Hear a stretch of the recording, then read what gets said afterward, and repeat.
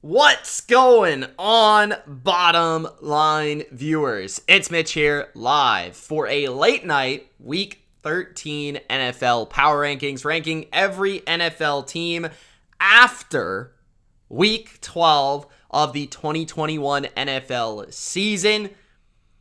In this video, I rank every football team from the worst, number 32, to the best, number uno, number one. Who is the best football team in the NFL? And the way that I'm going to structure this from now on, because we're in now week 13, the way I'm going to structure this is I'm going to talk a little bit less about the teams at the very bottom, because we understand who the worst teams are.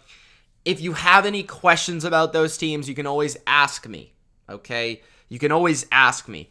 But I think we want to talk about the teams that are in the hunt more so now than we do about the bottom teams and what's going on and what's wrong with those teams. And we want to talk about the best teams, the teams in the playoffs.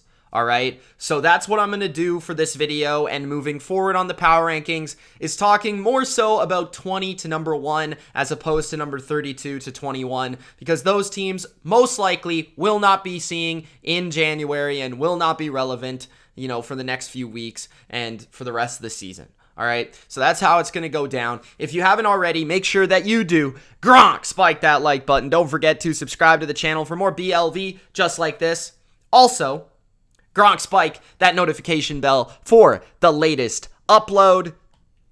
You could follow me on Twitter at Mitch Milani, M-I-L-A-N-I, and on Instagram at TheBottomLineView. I realize it's late, Monty, but I wanted to give you the live experience here instead of just recording it and posting it. What's going on, Odd Big King? Nice to see you, man. Nice to see you, Hector. Thanks for joining me here. If you have any questions, let me know and I can answer them at the end. Also, let me know where you would rank your favorite team in the live chat or in the comment section below. And let's waste no more time and let's rank some football teams. All right, so let's kick it off at number 32 with the Detroit Lions. They are the worst team in football. Do I have to say anything more? The Lions, we had the luxury of watching on Thanksgiving. An absolute disastrous experience. They have yet to win a football game this year. I don't have to say anything more than that. They suck. At number 31, the Jacksonville Jaguars. Jacksonville is the worst team in the AFC. I feel like their offense is really disappointing. Their defense has had moments this year. Their offense has never really had any moment where I've said maybe this is heading in the right direction. Maybe the trajectory is heading in the right direction. No! Trevor Lawrence, this offense stinks. They struggle to score 20 points. They stink. So, at number 31, I've got Jacksonville. At number 30, I have the Houston Texans. Now, the Texans, I swapped from number 29 a week ago to number 30 this week because I moved the team that was at number 30 who beat them to number 29. And you could probably infer that that's the New York Jets, because if you follow football, you know the New York Jets beat them, which is just in itself a detriment here. You can't lose to the Jets and be ranked any higher than 30 if you're the Texans. Now, the Texans had a really good win versus the Titans, came back down to earth against the Jets. The offense is just, yes, better with Tyrod Taylor.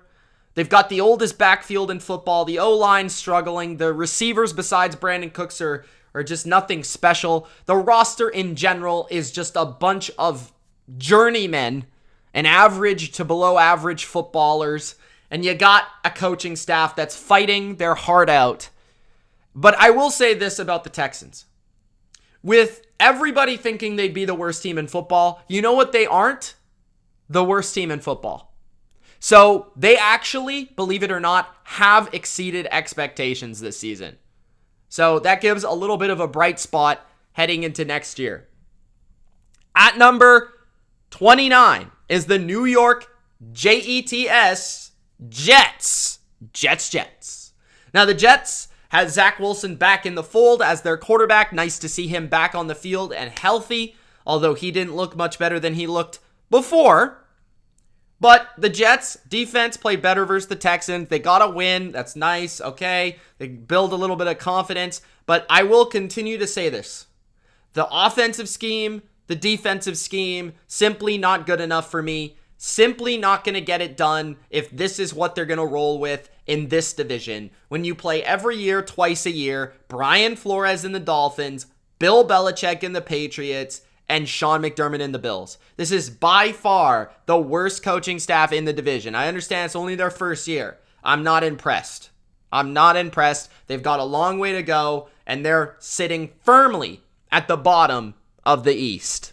At number 28, I have the Chicago Bears. The Bears back at number 28 once again this week. Justin Fields could not participate, could not play, but as I'll say, I don't think Andy Dalton is a downgrade whatsoever. He might actually be an upgrade for this football team, given their structure, given their offensive line play. Andy Dalton actually didn't play too bad on Thanksgiving. The defense is very beat up. I feel like if this defense was intact, the Bears would be a team where maybe you could see them get about 6 or 7 wins, but that's simply not the case. They have yet to really be healthy, and they've got a lot of things to solve this offseason. Are they going to continue with the Matt Nagy experiment? I doubt that. So they're going to have to find a new coach, and they have to find a guy who's going to get the best out of Justin Fields. I'm not sure what's going on with Allen Robinson. They might have to move on from him, trade him away, something there, but their defense is getting older. They're going to have to find a way to bring some young talent into that side of the ball. So the Bears are probably a level up from the rest of these bottom tier teams, but to me, they're the second worst team in the NFC. At number 27, I have the Carolina Panthers. Yes, this is a drastic fall for the Panthers, but they were absolutely blown out and embarrassed versus the Miami Dolphins in Miami. And it was just straight up embarrassing. And a lot of people are talking about Cam's performance, and that's perfectly fine. Cam didn't play very well. But the offensive line was a bigger problem. They were giving up way too much pressure, and this is an offensive line that most predictably in the offseason we all knew would suck. I mean, you just think about it. Anybody that knew anything about football predicted the Panthers' offensive line to suck. And when you have subpar quarterback play, whether the name is Cam Newton, Sam Darnold, PJ Walker, Jake Delhomme, whoever it is, you need to be able to protect that player to make them look better than they are, and that's not the case. The other problem I have with the Panthers is they bring in Cam Newton, right? And then they try to put Cam Newton into an offense that doesn't suit what he's good at. And that is just bad coaching. The defense is also not playing as well as it once was, so I have to move them down. Currently, they're playing pretty poor, and I put them at number 27 because of that. At number 26, Atlanta, they also suck. They beat Jacksonville, and that's, I guess, a good thing. And this is what I've been saying with Atlanta all year. They can beat bad teams because they have probably better coaching and probably a better quarterback, and they have a couple players here and there. Cordero Patterson's been this team's MVP, and you got to give him credit. And I'm really intrigued to see if he sticks with this team, if he goes somewhere else, how they utilize him moving forward, and if he could continue this into next season, because that's going to be interesting. Now, with Atlanta, I keep saying they beat the bad teams, but they get blown out by the good teams, and they kind of lose by a decent margin to the average teams. So that's kind of what Atlanta has been, and that's how I see them. All right, at number 26. At number 25, the Seattle Seahawks. I just realized that I had them at number 4, Atlanta, in their division. They're number 3, obviously. They are ahead of Carolina. At number 25, Seattle. NFC West rank is number 4. NFC rank number 12. Seattle keeps moving down each and every week. Seattle's playing terrible football, although they almost found a way to pull that one out last night on Monday Night Football versus Washington.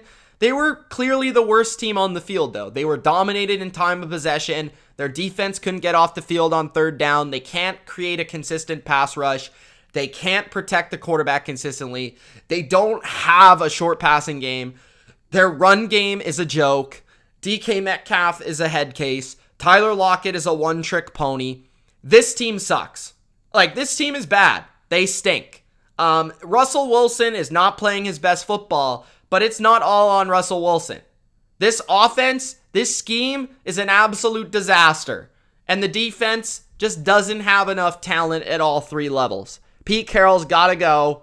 They're donezo. No longer in the picture at number 25. At number 24, I got the Giants. I moved them up after a pretty nice win over the Eagles. Right, I think I had them at 27. I have them really at 25 for a majority of the year. And I moved them a little bit up in 24. I think part of that is getting a new OC in Freddie Kitchens, who I like a little bit more than Jason Garrett.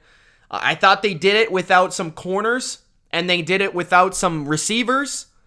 And that's a pretty good thing, They did that over an Eagles team who was flying high, and they slowed them down. They slowed an offense down that really nobody was slowing down.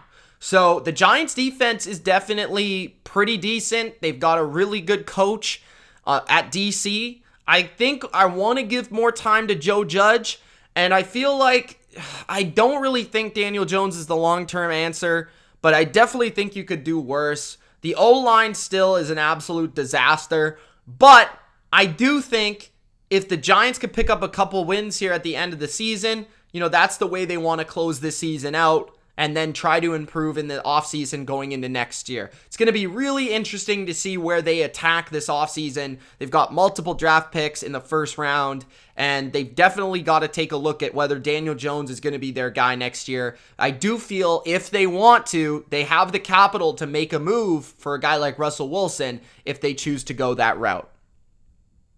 At number 23, I have the Pittsburgh Steelers. The Steelers are horrendous. They are absolute garbaggio and trash. I don't know what else I have to say.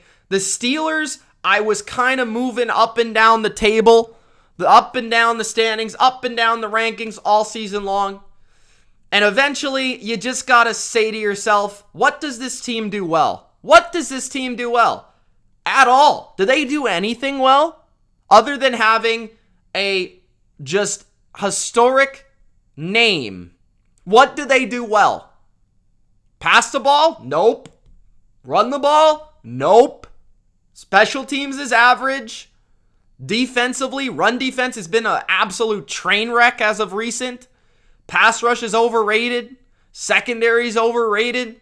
What does this team do well? The defense has fallen apart. The offense is a disaster.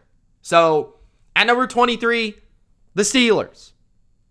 At number 22, the Saints. I put the Saints at 22. They're a difficult team to rank. I think you could have them higher. I think you could have them lower. The Saints, I think I put them at 22 because it's trying to find that soft spot of their injuries. They've had a lot of crucial players hurt, especially on offense, which has made one side of the football for them completely incompetent. But now they're starting to get a little bit healthier. The quarterback change might provide a little bit of a spark with Taysom Hill. And I always respect Sean Payton. I think they're a little bit better than their record because of their injuries. But I don't see them being a playoff team. But I do see them being a pain in the side for some teams that they play down the stretch. So at number 22, I have the Saints. Still very well coached. Still good on the line of scrimmage. And if they get a couple of their pieces back offensively, they'll be a much more formidable team. So at number 22, I've got the Saints. At number 21, the Dolphins. The Dolphins have moved up a lot this week because they now have had a convincing win versus at least one of the not one of the worst, absolute worst teams in the Carolina Panthers. Tua is playing good, and I will give him credit for that. Good work, Tua. Congratulations. You are playing good. The offensive line is still an absolute train wreck. But you know who is not? Jalen Waddle. That guy is a certified checkmark stud. Okay? They also have a couple of weapons. I like Myles Gaskin as a little James White light. I like Gesicki. I like the defense. The defense is playing Brian Flores football. They're aggressive. They take the ball away. They send heat. They cover well. They play solid complementary ball. And right now, the Dolphins, if they picked up one or two wins earlier in the year versus some of the weaker teams that they lost to, we'd be talking about this team as a potential 7 seed, 6 seed in the AFC. But that's not the case. Now they're playing closer to expectations. And that's at least good to see moving into next year. So at number 21, I've got the Dolphins. At number 20, the Washington football team. Washington, just like Miami, I would look at Washington and Miami as the same team in different conferences. Washington had high expectations coming into this year. Miami had high expectations coming into this year. Both teams sucked at the start of the year. Both teams' defenses sucked at the beginning of the year. Both teams had question marks at quarterback, and really that caused, just them not to play to their level of what we expected. But now the coaching staffs have kind of figured out the identity. They're all performing as one. They're playing complementary ball. What I really love about Washington, which allows them to play with the best teams in football, is the fact that Washington possesses the ball really well. They run the ball well. They take up a lot of time. This is how they beat the Seahawks soundly. This is how they beat the BUCS. They control the football. They convert on third downs and short, and they're able to keep drives moving, which takes pressure off of this defense. I think what they're doing with Turner on offense, Rivera and Del Rio on defense is a very good job, and I got to give them credit for that, so I've got them at number 20. At number 19, the Philadelphia Eagles. I'm not going to overreact to the Eagles losing to the Giants, because when you look at that game, there were plenty of opportunities for the Eagles to win. In that prediction, I also said, don't be surprised if the Giants win this game. It's just one of those funky NFC East games in the Meadowlands, in MetLife in New York. There was always a chance the Giants, even though everyone was hot on the Eagles, I told you, the Eagles, you got to slow your roll just a little bit. This is a tough divisional game. But the Eagles, I'm not going to go completely off the board here, okay? Because they've mostly been playing very well. In every game, they're running the ball. Jalen Hurts is still a problem when you force him to drop back. What the Giants did was something that a lot of teams are not doing, okay? What the Giants did to the Eagles is force Jalen Hurts to play pro-style NFL quarterback. Stay in the pocket and make throws. He can't do that. He's a good scramble drill quarterback. He's a good runner. He's a good athlete. But when you force him to be Tom Brady, he can't be, okay? And then defensively, they're actually playing a lot better. They're playing a lot better. They play sound football. They don't give up big plays. Their D-line is pretty good. And overall, I do see them competing for a final seed in the NFC down the stretch. I'm just not sure they have what it takes. At number 18, the Cleveland Browns. Boy, do I absolutely hate this team. I was very high on this team in the offseason, and they've done nothing but disappoint me. And every week I feel like I come on here and I say how much worse the Browns are than 18, but then I realize how bad the NFL is in certain parts, in certain moments, in certain teams, and I have to put them at 18 because certain weeks this team looks like an absolute dumpster fire, and other weeks they actually impress me. So the Cleveland Browns, the thing about them is they are a team that needs to play a certain way. If they don't play a certain way, they lose. Period. If they're not able to run the ball, if they're not able to execute off play action, they lose the game. Defense is overrated, although they did a good job versus Lamar Jackson, forced 4 interceptions, still lost the damn game because their quarterback is a dumpster fire. They need to play Case Keenum. I've been saying this for 4 weeks now. Play Case Keenum. You have no chance with Baker Mayfield. I'm trying to put this through your fat, thick skull. Put Baker Mayfield's ass on the bench. It's what's good for you. It's what's good for me. It's what's good for the NFL. The Browns are at number 18. At number 17, the Denver Broncos. The Broncos have impressed me because they really, defensively, shut down the Chargers. And they've shut down numerous teams this year without a lot of talent up front, which is impressive. Their secondary is absolutely one of the elite in the NFL. I would say in the top 3. And because of their ability to cover with the young rookie Surtain and multiple others like Justin Simmons, I feel like they can really cover anybody. The problem is when teams can run on the Broncos, it takes them out of that ability to be all over and cover, and that ability to play Vic Fangio style defense. But overall, the offense is not very good, and that's really what's holding them back. The offensive line in pass pro is not the greatest. Teddy Bridgewater, the quarterback situation, not the greatest. If they had a better quarterback and they had one or two difference makers up front on defense, I'd be a lot higher on this team, but they don't. At number 17, I think's fair. They can compete with a lot of teams. I just don't think they're really a true playoff team. But that was an impressive win they had over the Chargers. They can run the ball well, keep feeding Javonte Williams. I've got them at number 17.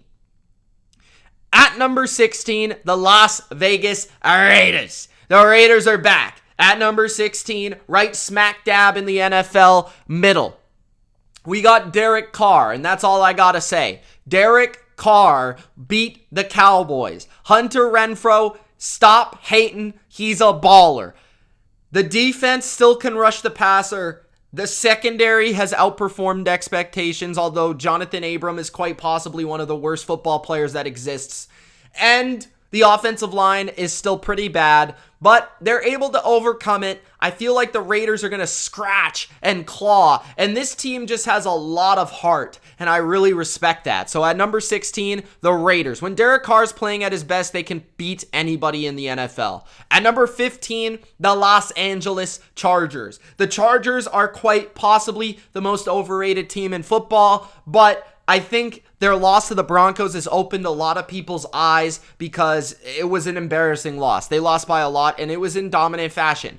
The Chargers are all Justin Herbert and little anything else. Their defense stinks. They can't stop the run, and really that just puts them in a hole defensively. It forces them really to play in a lot of bad situations that they don't want to play in, and when they can't stop the run and they can't consistently run the ball, they can't play on their own terms. Offensively, it's all Justin Herbert. The scheme stinks. They need a new OC in my personal opinion.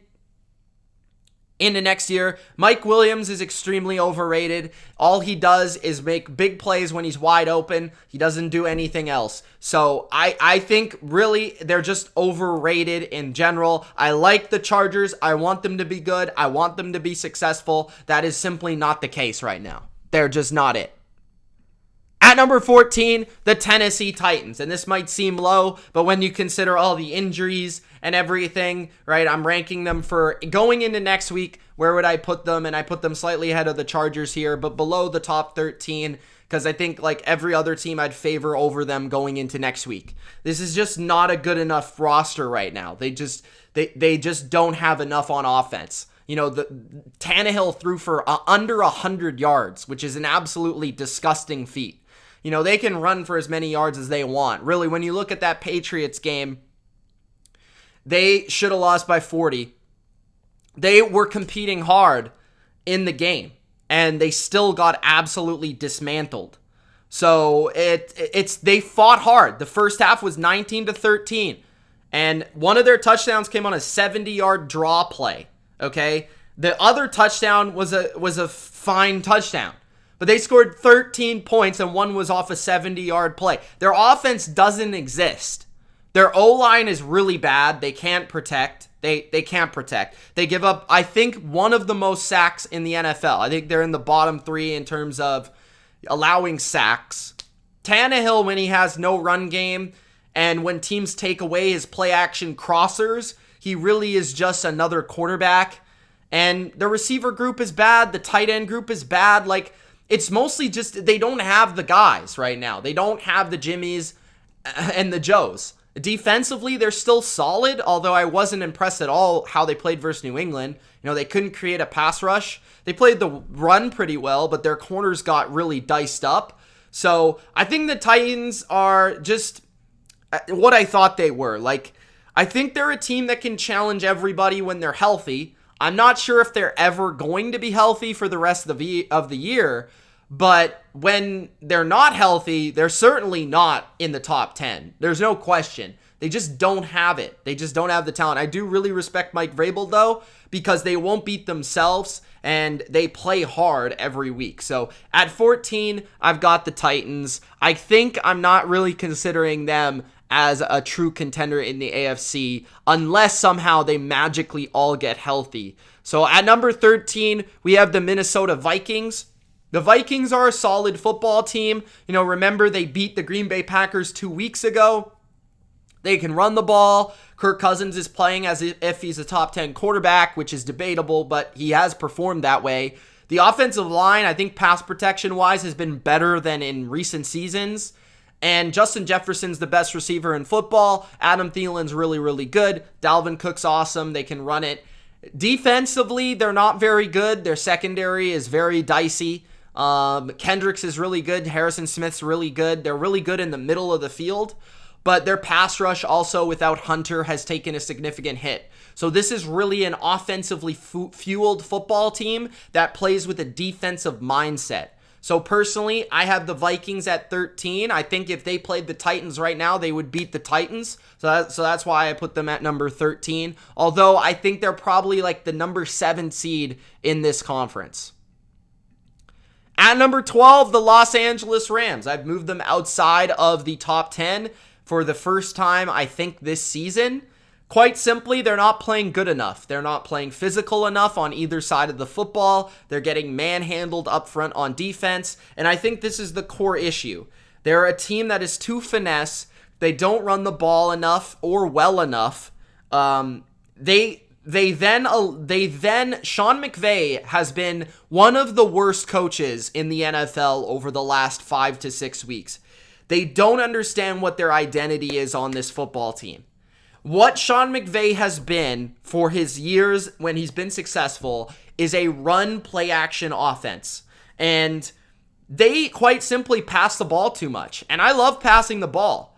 But their offensive line is not good enough to consistently drop back and take on good pass rushes.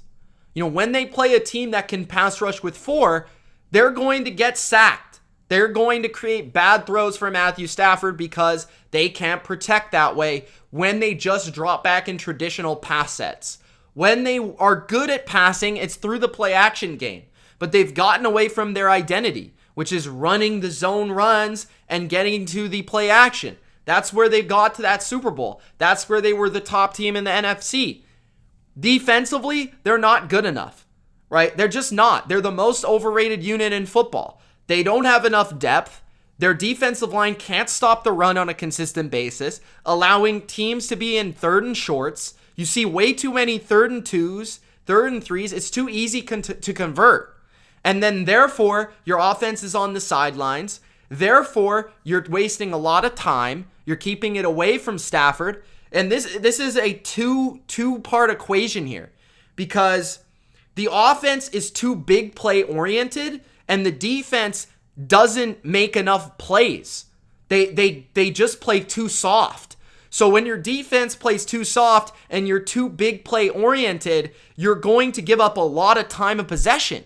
The other team's going to have the ball way too much because you don't have any consistency on either side of the ball. So that is the problem with the Rams for me at number 12. At number 11, the Cincinnati Bengals. The Bengals are my number 11. I really like the way the Bengals are playing. The Bengals are playing the way the Rams should play. They play sound defensively. They're not really flawed in any area, right? Safety, corner, linebacker, DN, D tackle. They're not really flawed in any area. Are they great? No.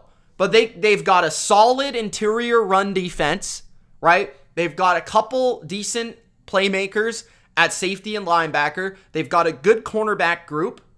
Mike Hilton's playing really good. And obviously they've got Jesse Bates. I like what Wilson's doing. I feel like their defense is sound. They play solid football. Offensively, they've running the ball, really, really well. Joe Mixon is one of the best backs in the league this year. He is playing extraordinary. The offensive line can run block well, and they protect themselves from dropping back consistently. This is the way the Rams need to play, and the Bengals are playing it well. They're not putting Joe Burrow in a situation where he's consistently having to be under pressure or take a lot of hits or a lot of sacks, right? They do still create big plays in the passing game, but they play first through the run game. So at number 11, I like the Bengals there as a solid team all around that's got a pretty interesting offense. At number 10, we enter the top 10, the San Francisco 49ers.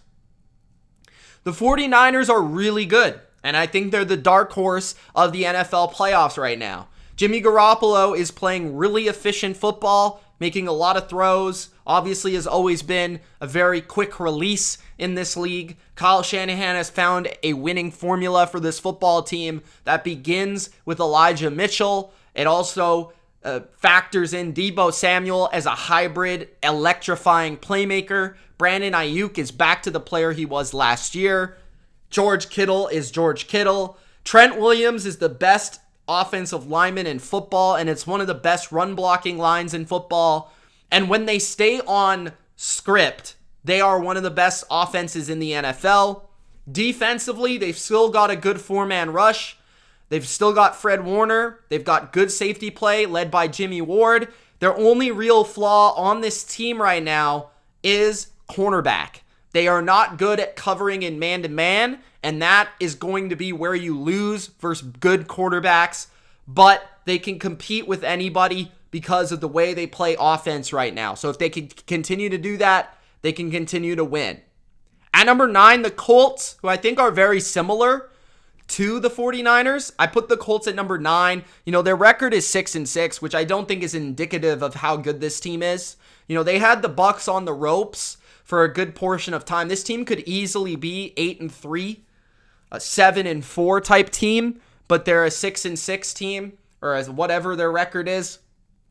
Carson Wentz plays pretty well until you force him to be the show, and that's where the BUCS took advantage, where the BUCS were able to make a couple plays in the pass game. I just don't know if they have enough in the receiving game, like enough receiving weapons at tight end and wide receiver, along with Carson Wentz being a little bit shaky, where they can consistently pass the ball if Jonathan Taylor isn't just steamrolling defenses. And that was the problem they had with the BUCS at the end of the day. Defensively, they're not great, but they play everything in front of them. They don't give up big plays. They play the run, one of the best teams in football versus the run. Darius Leonard's a stud. Kenny Moore is a stud. And I feel like this is a very, very well-coached team who has a lot of toughness and is an X factor, because I feel like they can pretty much compete with anybody in the NFL, which I have a lot of respect for that at number 9. At number 8, the Buffalo Bills. So the Bills are tough. They looked a lot better versus the Saints. I'm not sure how the Tre'Davious White injury will impact them, but it's tough to rank them because there's been some real bad with the Bills, but there's been some real good with the Bills too. So you've kind of got to level it out. Josh Allen, I do think, has been a tad overrated this year. I just don't think he's been consistent enough for my liking. But when he's on, he's still spectacular. Stephon Diggs, same sort of thing. And then offense, this is my problem with the Bills, okay? The offensive line is really bad. And I don't think we realize how bad the offensive line in Buffalo is, because Josh Allen is just so good at making people miss and extending plays that the bad offensive line, specifically in the interior, doesn't really matter that much, because Josh Allen just runs away from people and is just so physically gifted that it doesn't matter. And all of that on top of it is that he is passing the ball a lot, right? Defensively, they're good. I specifically think they're very solid in the front 7 and at safety. Cornerback's going to be interesting moving forward, and I do think teams who can protect can have some success versus the Bills in the passing game without Tre'Davious White kind of blanketing one area of the field. But Sean McDermott's a very good coach. Brian Daboll's a good coach. I wish they would run the ball better and more, but this is the Bills, and this is the team you've got. They're a clear identity. If they can complete that identity versus you, they'll beat you. If they can't, they'll lose. So at number 8, that is the Bills. At number 7, the Baltimore Ravens. The Ravens are just a very gamey team. Like, they're a very just gamer type team. They come to play. They play hard. They're not as good as other teams in terms of talent across the board, but they have an X factor in the clutch. Lamar makes a lot of plays. Justin Tucker can win them any game at the end. And they play very good special teams. They play the field position very well. They're very well coached on defense. And Don Martindale's very good on third down. They have a solid run defense. I think their pass rush is slightly underrated. Their secondary has been a little bit inconsistent this year for my liking. But the Ravens are just a team that I don't fully see as a Super Bowl team. I just don't think they're good enough. But they are just a gamer type team where if it's close, you're worried because they can come through in the clutch and make a couple plays to win it. So that is the Ravens at number 7.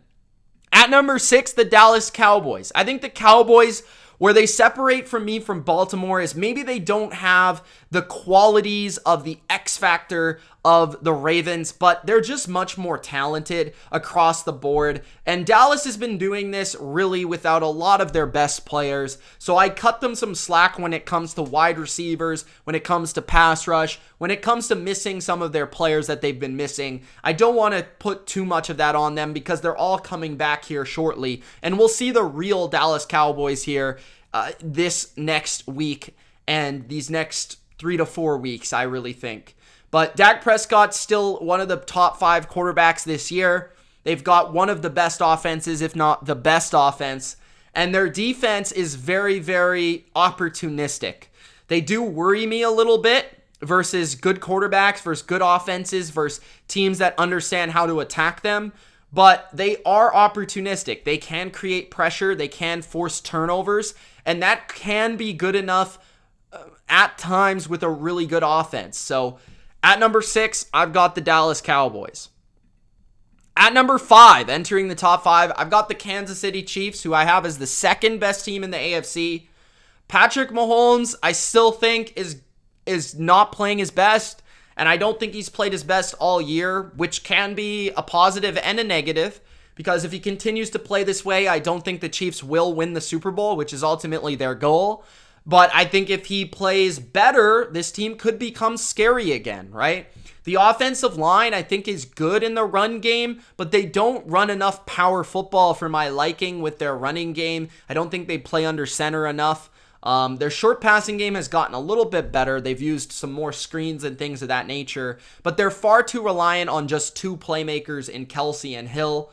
Their defense is playing a lot better. I think their pass rush has come alive. Frank Clark, Jerron Reed, Melvin Ingram, and Chris Jones especially has really controlled the tempo of this defense. I think Willie Gay is playing really good at linebacker, and I think their corners are playing a lot more sticky than they have, and they're getting back to that Chiefs Spagnuolo defense of the last 2 years. I just don't think their offense is quite what it has been. So at number 5, the Chiefs. At number 4, your New England Patriots. The Patriots, the only reason they're not higher is because I have no reason to move off the other 3 teams. But right now they're playing the best football in the NFL, and I don't think it's that close. Their defense is the best in the NFL, and I don't think it's that close. Their run game is really good.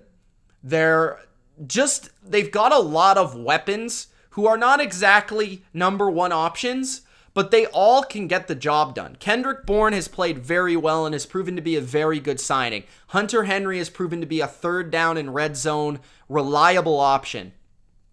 Jonnu Smith got it going a bit versus former team and has had, I think, a little bit more relevance over the past couple of weeks.